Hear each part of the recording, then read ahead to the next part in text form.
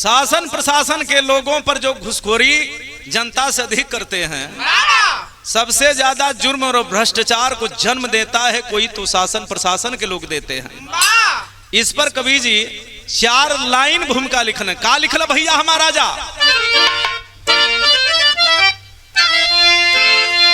आज शासन प्रशासन हुआ बेशरम, अपनी वर्दी की गरिमा बढ़ाते नहीं, चोरी हत्या छिनैती कराते यही, भारत माता की गरिमा बचाते नहीं, खा कसम पेन वर्दी वतन के लिए, काम करते गलत खा कसम बेसमझ, आज जनता में चर्चा यही हो रही,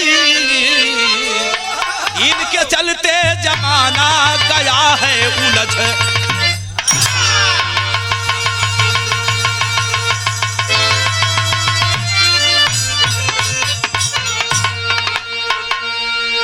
प्रशासन के लोग ज्यादा से ज्यादा गरीबों को सताते हैं, गरीबों का शोषण करते हैं, सही बात नहीं सुनते, इनको हमेशा गलत ही बात पसंद आती है। नमस्कार ही करते हैं उनका, जो गुंडा हो, बदमाश हो, माफिया हो, उसके यहाँ ये लोग दरबार लगाते हैं। ये वर्दी पहनते नहीं, ये तो संत महात्माओं से भी गर्दिश जीवन जीते हैं। ये तो सिर्फ वर्दी में वो बड़ा चोर कटेल बन के घूमते हैं, जहां मन चाहे चोरी का धंधा शुरू कर देते हैं। क्यों? किसी भी गरीब को रोक करके 100-200 ले लेना, चालान काटना, ये कहां का नियम है? जब यहीं का बगल का आदमी है, लोकल आदमी है, अगर सब्जी खरीदने जाता है, कुछ सामान लेने जाता है, शायद उसके पास 100-200 ही रुपया हो और तुम ले लोगे तो उसके परिवार के ऊपर क्या बीतेगा? अगर उसके घर रिश्तेदार आया हो और किसी काम के लिए जा रहा हो, सेवा सम्मान में अपने रिश्तेदार के कुछ लाने के लिए, और वो पैसा तुम ले लिए, तो आखिर तुम्हारा बेटा, तुम्हारा परिवार भोगेगा तो भोगेगा, नहीं तो क्या करेगा? जितना 80% देखले हुआ पुलिस प्रशासन का लड़का कुल लंगड़ लूच कान कोतड़ यही से होला। हम तो मनाइला कि 100 में 100 हो जा 100 तब बढ़िया रहे। संकेत लगल, गजल में भाव लगल, भैया हमारा राजा।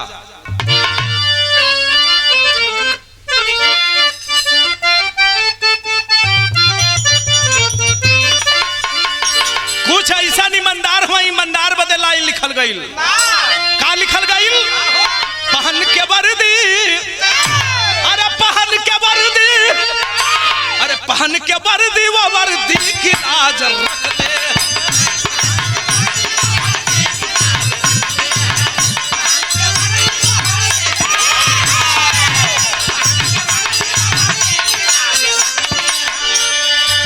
पहन के वर्दी, वो वर्दी की लाज रखते हैं।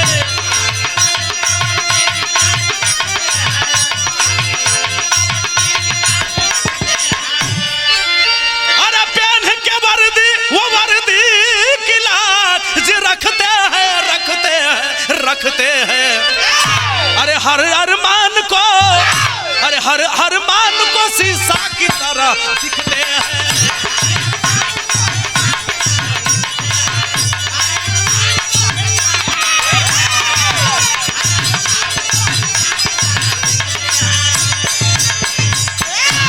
इसी में से कुछ प्रशासन के लोग ऐसे होते हैं जो गरीबों की मदद करते हैं और सही सुनवाई करते हैं, लेकिन बाकिया 98% तो गर्दिश है हैं। इसीलिए धरती टिकी है। अगर सत्य नहीं जिस दिन खत्म हो जाएगा, उसी दिन धरती का विनाश हो जाएगा। कहानी कहां से मिली? शुरुआत लगल भैया हमारा बाप।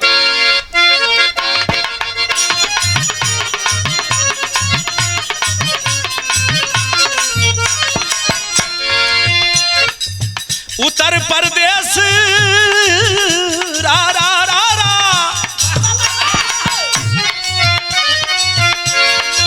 उत्तर प्रदेश में वो गाजियाबाद जिला है।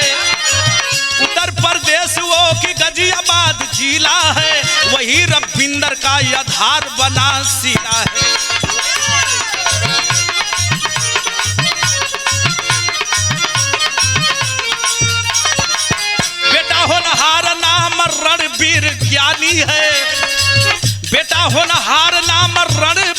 ज्ञानी है, पढ़ने में तेज बहुत बड़ा सुने ज्ञानी है।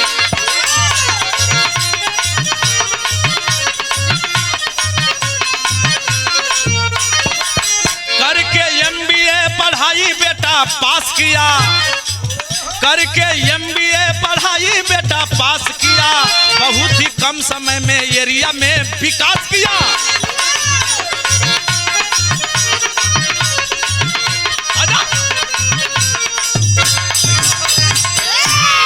बात को समझ ले, गाजियाबाद जिला का रहने वाला बाबू रविंदर सिंह, जिसके पास बेटा एक रणवीर सिंह है।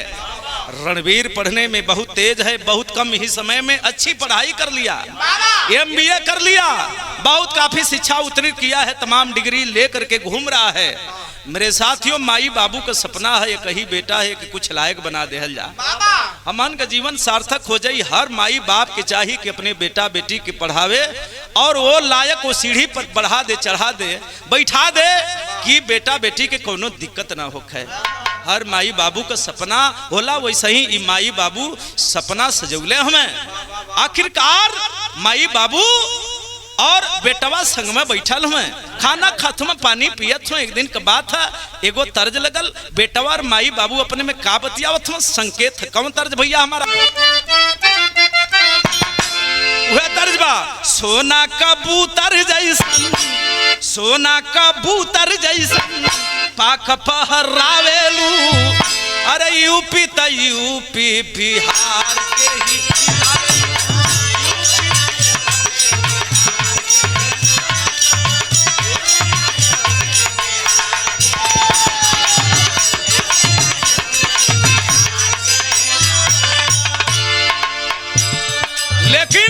लइकवा बाबू माई के समझावत है, बाबू माई खून पसीना एक करके गरीबी में हमके पढ़ुला, जेवन ना करे के तेवन कैला लो सुना हमार। बेटा रणवीर सोचे, बेटा रणवीर सोचे, सपना सजाऊंगा, माई बाबू का नाम जग में पढ़ाऊंगा।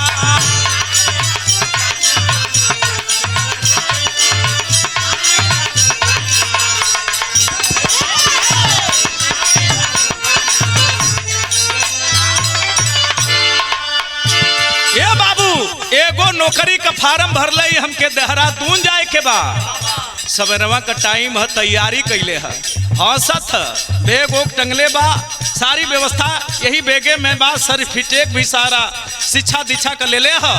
माई बाबू हंसत में, माई बाबू आखिर हंसत में बेटवा कैलस का, बाबू माई का ताबा छुएला प्यारिया।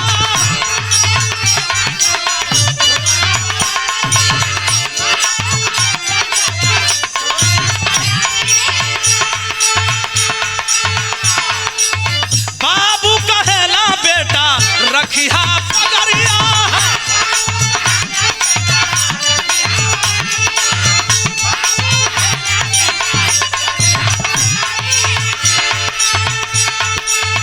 अरे बाबू कहेला बेटा रखिया पगरिया। झिलवा जवारावा में, झिलवा जवारावा में नमावा कमाऊंगा, माई बाबू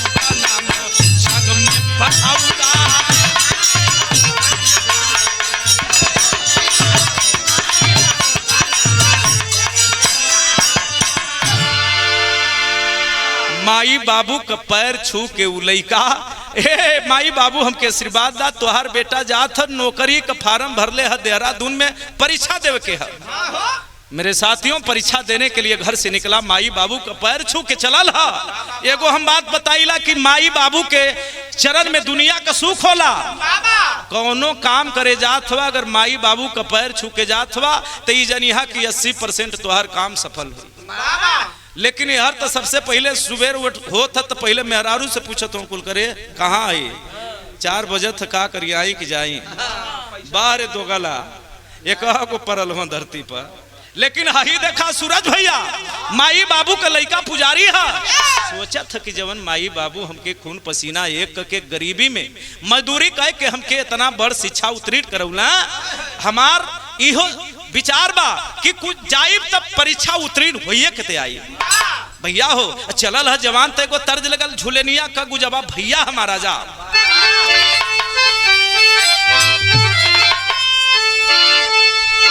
अरे झूलनिया का गुजबा हे महेंद्र भैया, अरे झूलनिया का गुजबा, अरे टूटल ही राजा, अरे जवनिया में गरिया छूटल हो राजा।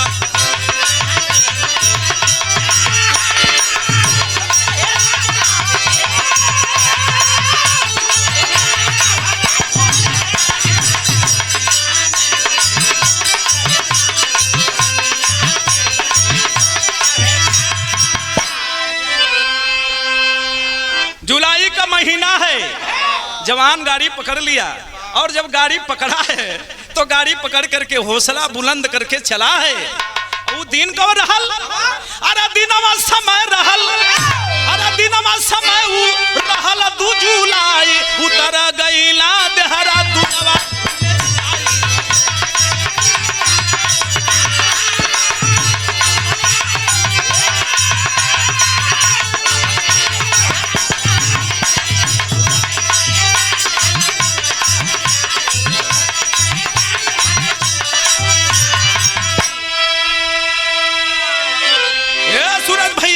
जब गया है देहरादून में तो सोचा यहाँ कहाँ रहूंगा, ख्याल पड़ गया, होश पड़ गया, यही तो मेरा साथी रहता है। नाम है राजकुमार, यार राजकुमार यहाँ अरे रतिया बितावल है, माई बाबू का तब यसिया पूजवल है।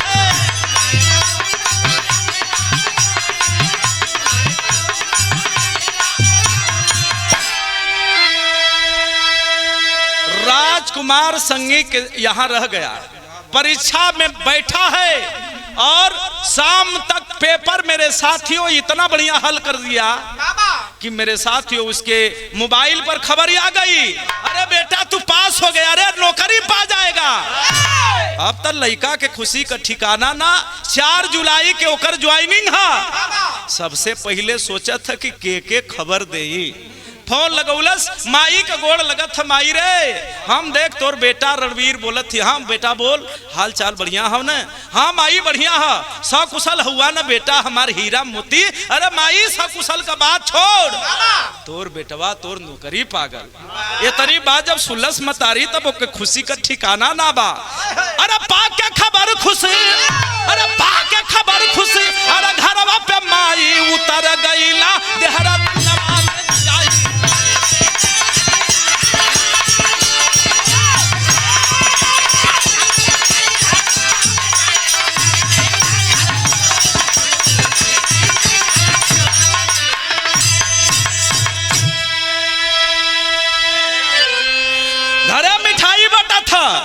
बाबू मिठाई बांटा तो माई भी खुश है। बा बेटा बा, सफल हो गया मेरा बेटा, मेहनत मेरी सफल हो गई। अब तो रिश्तेदार लोग दुआर करे आवे लगना। जवन रिश्तेदार से पैसा मंगा के फलाना हमारे लड़का का एडमिशन करावे के कुछ पैसा कम होता तो वो लोग कहा कि भैया हमारे अकाउंटवे खराब हो गया। का कहली पहले कहले रहता तो 10, 20, 50 हजार दे दे होती, लेकिन बाहर जमाना बाहर दुनिया चमत्कार के नमस्कार लोग करेला। चमत्कार हो गया, बेटा अपनी मेहनत से परीक्षा उत्तीर्ण कर लिया। राजकुमार संगी क्या है, फिर ध्यान पड़ा मेरा साथी एक अशोक है और उसके पास भी चलना है। मेरे साथियों तीनों गाड़ी पर सवार और चल देते हैं। कहिया भैया हो, हाई देखा वही दिन प्रतिभा पाटिल आवत रही, वो राष्ट्रपति आ रही थी। मेरे साथियों उस रोड पर ड्यूटी लगी थी, थानेदार की ड्यूटी लगी थी और उस रास्ते से कोई का आना जाना सबका बंद था। संजोग ये था कि ये लड़के उसी रास्ते से जा रहे थे।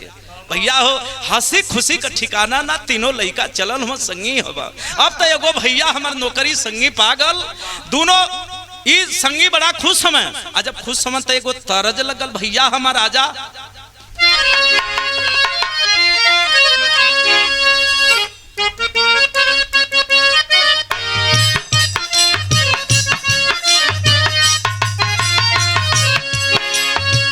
सिकिया मो पीनी पीनी गड़िया बंधवली हो, गड़िया बनवाली हो मुसवाना दनिया कैली जात। ये भैया लेकिन आखिरकार तीनों कितना खुश समा, हंसी खुशी जाता रहला करके मिलनावा हो, करके मिलनावा हो, रहिया में रोका थानेदार, थानेदार रोक दिया, कहाँ जा रहे हो? इस रास्ते से प्रतिभा पाटिल आ रही हैं, उनका दौरा है देहरादून से और उत्तराखंड होते हुए दूसरे प्रदेश में उनको जाना है, सबका आना जाना बंद है। मेरे साथियों वो लड़के दरोगा से बात करते हैं, साहब प्रतिभा सिंह पाटिल राष्ट्रपति हैं, आएंगी और चली जाएंगी, उनसे हम लोगों को क्या लेने देना है? थोड़ा रास्ता जाएंगे तो घूम के जाना पड़ेगा, दूर पड़ जाएगा, थोड़ा ही जाना है, इस रास्ते से हम निकल जाते हैं। लेकिन थानेदार गुस्से में उसके गाड़ी पर डंडा मार देता है मोटरसाइकिल पर, इस पर तीनों बाइक सवार गुस्से से लाल हो गए। ये भैया बाइक सवारा तीनों रहला जवानावा हो, रहला जा मार दिया डंडा थानेदार। जब थानेदार गाड़ी पर डंडा मारा है मोटरसाइकिल पर तो तीनों जवान है, शरीर में आग लग गई कि हम लोग भी पढ़े लिखे हैं, हम लोग भी कानून जानते हैं। दरोगा जी सिर्फ आप ही नहीं कानून जानते हैं। दरोगा कहता है साले हमसे बहस करोगे, मैं थानेदार हूं। लेकिन बहस शुरू हो गई। बहस कैसे होता? बतिया ही बातिया में छिड़ली बहसिया हो,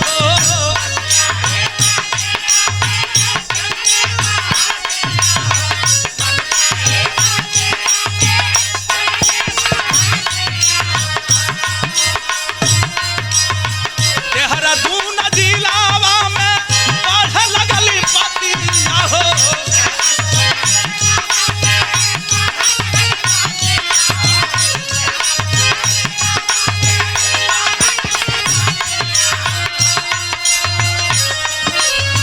रगड़ा से झगड़ा बढ़ भायल तूफानावा हो, भायल तूफानावा हो, मीडिया छापेले समाचार। बात बढ़ती बढ़ती चली गई, मामला मारपीट तक हो गया। थानेदार अपनी बेइज्जती समझता है, तुरंत हेडक्वार्टर फोन करता है, अरे साहब कुछ बदमाश आकर के मेरे साथ मारपीट कर रहे हैं और मेरी रिवाल्वर लेकर के भाग रहे हैं सब। जब मेरे साथियों पुलिस कंट्रोल रूम पर फोन गया तो एक दो सिपाही नहीं, सैकड़ों सैकड़ों सिपाही हथियार लैस चल दिए बदमाशों को पकड़ने के लिए। लेकिन थानेदार मेरे साथियों हाई देखें, आखिर मारपीट जे समय तीनों लड़का वो थानेदार से करत रहला, कुछ देर के बाद दोनों जब संगियावा रहला तब भाग गई। बच गल के रणवीर बचा। रणवीर जब बचा पुलिस की टोली चारों तरफ से घेर लेती है। इधर प्रतिभा सिंह पाटिल आती और चली जाती हैं। राष्ट्रपति महोदय जब चली जाती हैं दौरे पे थे, भैया हो हाई देखा नतीजा का निकलल। आखिरकार इस लड़के को ले जा करके और भैया हो थाने में, थानेदार कहता है कि साले को इतना मारो कि इसकी सारी बदन की नसें टूट जाए। मेरे साथियों अब पुलिस को कहते देरी ना, अधिकारी है आला अफसर जितने थे सबने ऐलान कर दिया ये आतंकी है, पापी है, ये तो जा रहा था प्रतिभा सिंह पाटिल के काफिले पर कुछ हमला करने वाला था। ए बाबू रईसों के लोग गद्दार बनाओ में तनको कोर कसर प्रशासन को लोग ना छोड़े ल। जुर्म के जन्म देवा लाग धरती पर कोई हत प्रशासन को लोग। मेरे साथियों मेरे भाइयों आखिरकार थानेदार कुछ सिपाही मिल करके उस लड़के पर हाथ साफ करना शुरू कर दिए। सबके हाथ में डंडा बा। मेरे साथियों बारी बारी आखिरकार सिपाही जितने भी आते हैं उस जवान के बदन पर लाठी बरसाते हैं। लड़का चिल्ला रहा है, दर्द के मारे परेशान है, शरीर से ब्लड गिर रहा है, लेकिन उन निर्मोहियों को थोड़ा भी दया नहीं आता। विदेशिया में कवि जी भाव लिखना का लिखना भैया हमारा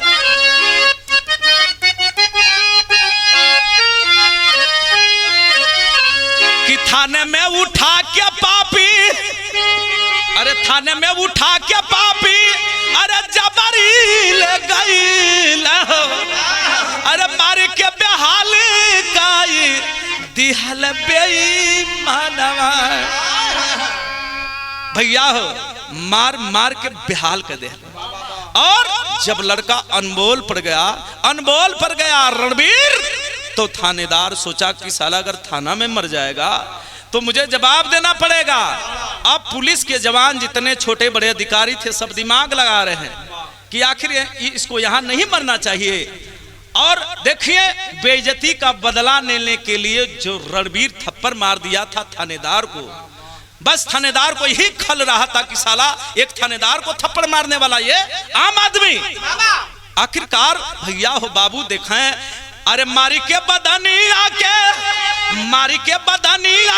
अरे नसी नसी तोड़ी दिहल, अरे अब ताबू भाई परनवा हो बाबूजी। भैया हो लड़का अंतिम सांस गिर रहा है, कभी आंख खुल रही है कभी बंद हो रही है। सोचे पर शासन जगर अरे थानावा में मरी जाई, अरे जुगती लगावे बेई अरे मनवा हो बाबूजी। जबरी उस लड़के को गाड़ी में रख करके जीप में रख करके जंगल के तरफ चल दिए। जंगल के तरफ जा करके मेरे साथियों उस गाड़ी से उस लड़के को कह रहे हैं उतरो। लड़का किसी तरह दर्द से परेशान है, पैर पड़ता नहीं गिर जाता। भैया हो एक नहीं कई पुलिस के जवान उस जंगल में बिखरे हुए हैं, सबके सब हथियार लैस हैं। बाबू हाई देखा गजब, यही से तक कहा जला कि प्रशासन ज्यादा से ज्यादा काम गलत ही करे ले। ये ना कहते कि प्रशासन का सब लोग गलत है। मेरे साथियों ऐसा होना नहीं चाहिए। आखिरकार प्रशासन के लोग कैला का भैया हो जाई के ले जाई के जंगलवा में पपिया हो, जाई के ले जाई तब जंगलवा में पपिया हो, अरे मारी देहला याल्हारा परनवा हो बाबूजी। एक गोलियां नहीं तड़ा तड़ 22 गोलियां उसके बदन में मारी गई, जब तक उसका दम नहीं टूट गया। सोचिए जरा, एक गुस्से का आग, ये मर्यादा का बदला क्या हुआ।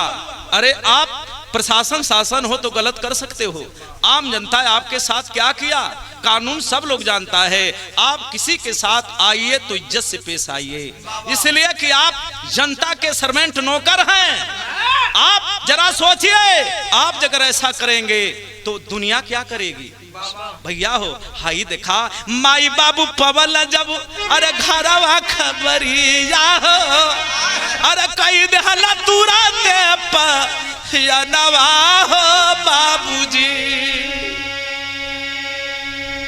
दुनिया जहान में छप गई कि उग्रवादी अपराधी मारल गई, सब वाहवाही लूटत बा, छोट बड़ अधिकारी, यहाँ तक कि सीएम साहब भी बधाई देते हो प्रशासन के लोगन के।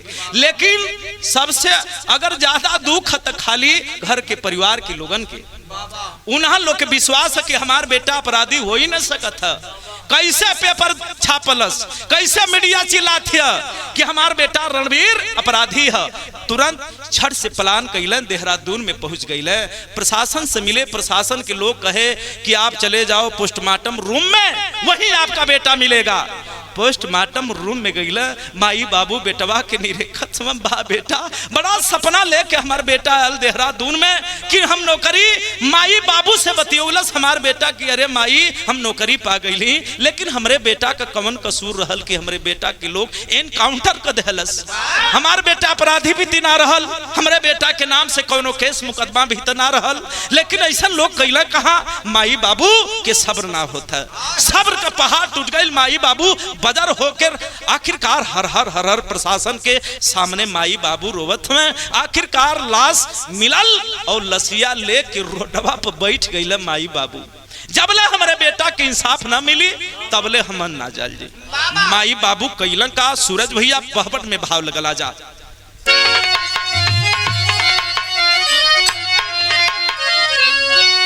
अरे माई बाबू अरे कई दहला तूफानवा देहरादूनवा में, अरे माई बाबू अरे कई दहला तूफानवा देहरादूनवा में, पूछे जनता का बाटे करनवा देहरादूनवा में।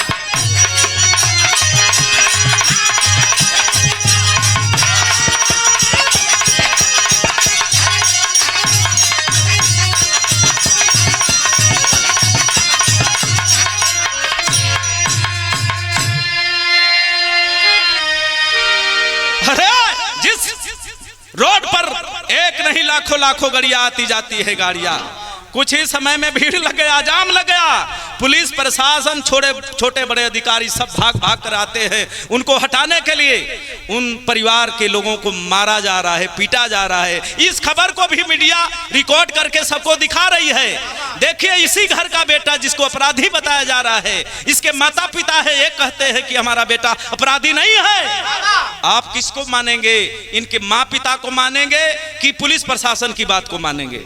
लोग सोचत कि हाँ भाई तो चकमा वाली बात है ये बा, माई बाबू जीत पड़ गई ना। आखिरकार फोन नंबर के द्वारा जब जांच किया गया रणबीर का, तो कोई रिकॉर्ड नहीं मिलता किसी से, आज तक वो गाली नहीं दिया है। भैया हो कोनो रिकॉर्ड ना बा, कोनो मुकदमा ना बा। माई बाबू अब तो धीरे धीरे मामला संगीन कर देना। अब तो एगो नहीं, जनता के लोग भी, जनता से भी कुछ लोग वो माई बाबू के संगे अनशन पर बैठ गई। मामला राजनीतिक हो गया। आखिर उत्तराखंड की सरकार घबरा गई कि अब क्या किया जाए, मामला तो संगीन होता जा रहा है। ए भैया आखिरकार कहना है, क्या कहना भैया, हमारे ही में आ जा। अरे माई बाबू जिद पर अड़ गए, अरे मांगे इंसाफ हो, बेटवा संगे हम जाइबो, अरे काफन वढ़ के साथ हो। अरे सीएम साहब जान जब करनवा देहरादूनवा में, अरे जांच का तुरते कइला तब ये लगवा देहरादूनवा में।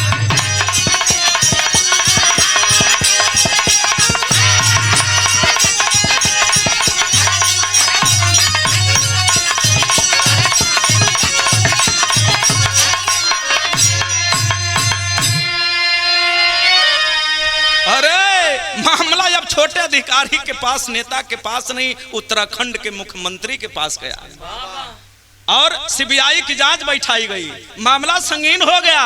मामला जब संगीन हो गए भैया, तब अब प्रशासन को लोग, शासन का लोग अब समझ गई ना कि अब तो लगत है कि बात बिगड़ी। छोटका बड़का अधिकारी का कुर्सी कुल भैया खड़बड़ाए लगल। गलत कबले करबा, चोरिया हत्या पाप कुल छिपे वाला ना बा। लाख करे चतुराई, चोरी हत्या केहू केतनो चाहे कि छिप जा, लेकिन छिप न पाई।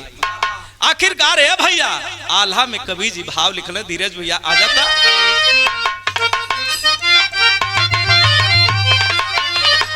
आज प्रशासन यापन अरे भूल गईली फरजवा भैया,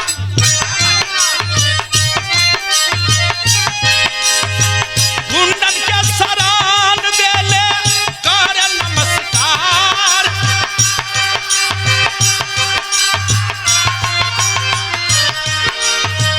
मजदूर गरीब बमन पर करला जुलुमवा भैया, सही का न साथ देला सुनबा मददगार।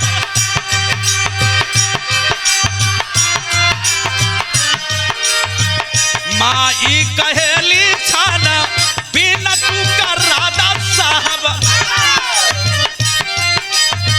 सही गलत पर तनी करहो विचार।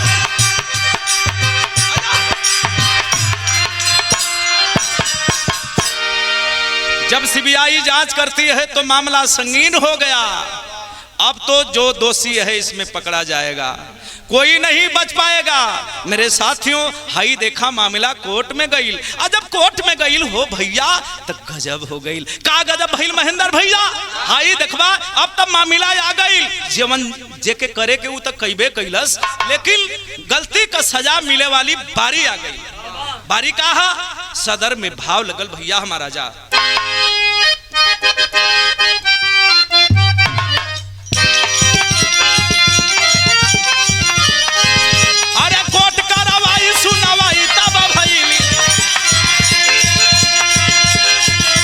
कोर्ट कार्रवाई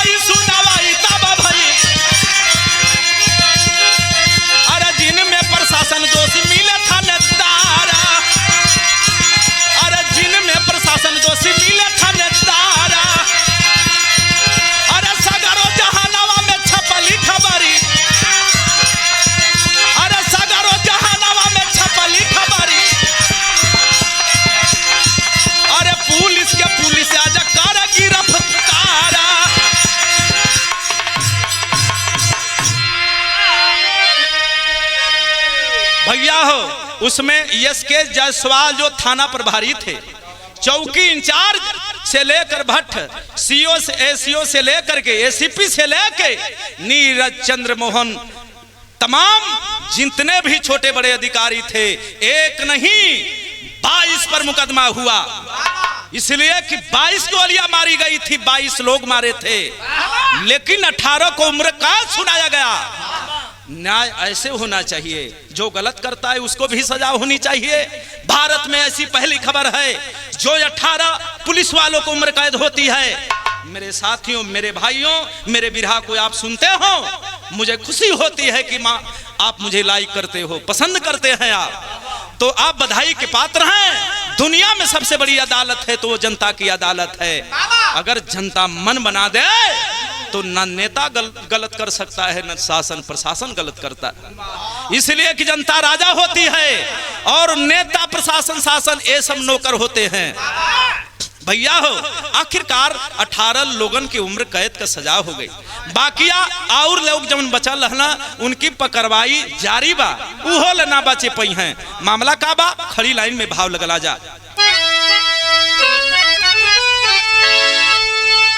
अरे भइल फैसला, अरे भइल फैसला, न्याय वाली जुड़ गईली करीब, तब पापी गईला जहल खानवा लगा के हथकड़ी।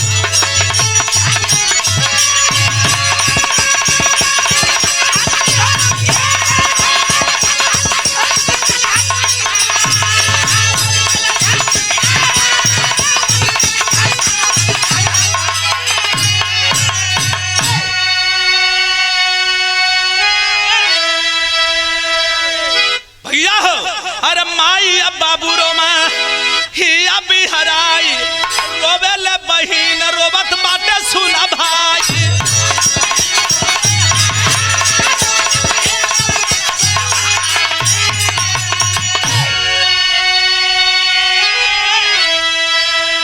उसमें मेरे साथियों उत्तराखंड के मुख्यमंत्री बहुत मेहनत किए, उचित न्याय दिलवाए। मेरे साथियों ऐसा ही न्याय होना चाहिए, कोई भी गलत करता हो तो उसको सजा मिलनी चाहिए। माई बाबू रोवत में बेटा हमार दुनिया छोड़ दे हलस कर, हमार बेटा मर गल, लेकिन दोषियन के सजा मिल गई। माई बाबू केतने तो सबर बा, बहनिया भी रोवत हिया, हंसत हिया कि बाहरे शासन बाहरे प्रशासन, लेकिन हमार भैया मराल, लेकिन दोषियन के सजा जरूर मिलल। अरे थू क्या जनता, अरे थू क्या जनता, पपियन के याद जे करी, तब पापी गईला जहल खानवा लगा के हथकड़ी।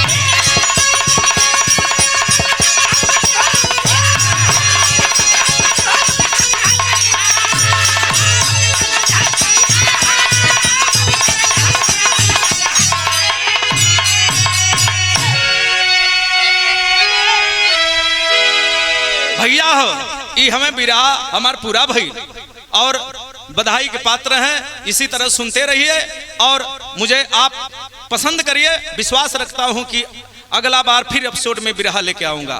गुरु बिहारी गुरु गणेश गुरु राम लाल जी पावन, कथन करा बीजा फौजी लागे गीत सुहावन।